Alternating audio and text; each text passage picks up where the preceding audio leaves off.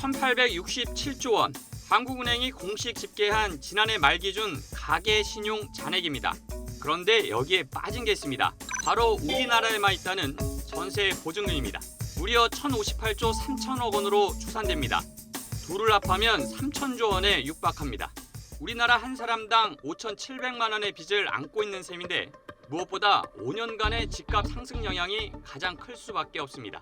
아주 많긴 많은 것 같은데 실감이 안 날 땐 다른 나라와 비교하는 게 상책입니다. 2021년 기준 한국의 GDP 대비 가계부채 비율은 OECD 31개국 가운데 4위.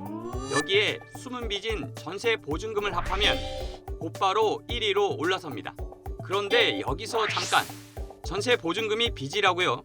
보증금은 임대차 계약이 끝나면 집주인이 세입자에게 돌려줘야 하므로 사실상의 빚이 맞습니다. 우리나라에만 있으니 공식 통계에는 잡히지 않는 말 그대로 숨은 빚입니다. 그런데 더 늘고 있답니다. 줄어도 모자랄 판에 계속 오르고 있는 겁니다. 어느 정도일까? 5대 시중은행의 월별 신규 가계대출 추이를 한번 보면 지난 3월에만 모두 18조 4천여억 원의 신규 가계대출이 이뤄졌습니다. 1년 전과 비교하면 86%, 2배 가까이 껑충 뛴 게 통계로 그대로 잡힙니다. 4월엔 조금 줄긴 했지만 1년 사이 69%나 늘었습니다.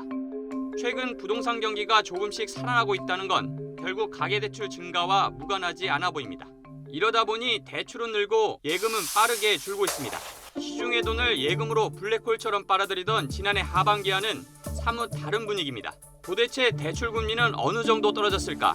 4대 시중은행의 주택담보대출 혼합형 금리는 12일 기준 연 3.680에서 5.796% 수준으로 집계됐습니다. 올해 초와 비교하면 무려 1%포인트 이상 뚝 떨어진 겁니다. 한국은행이 기준금리를 인상하기 시작한 2021년 8월 직후 수준입니다. 이렇게 된 이유는 우리나라만 다른 방향으로 달리고 있기 때문입니다. 한미 기준금리 역전폭은 1.75, 단 한 번도 경험해보지 못한 숫자입니다.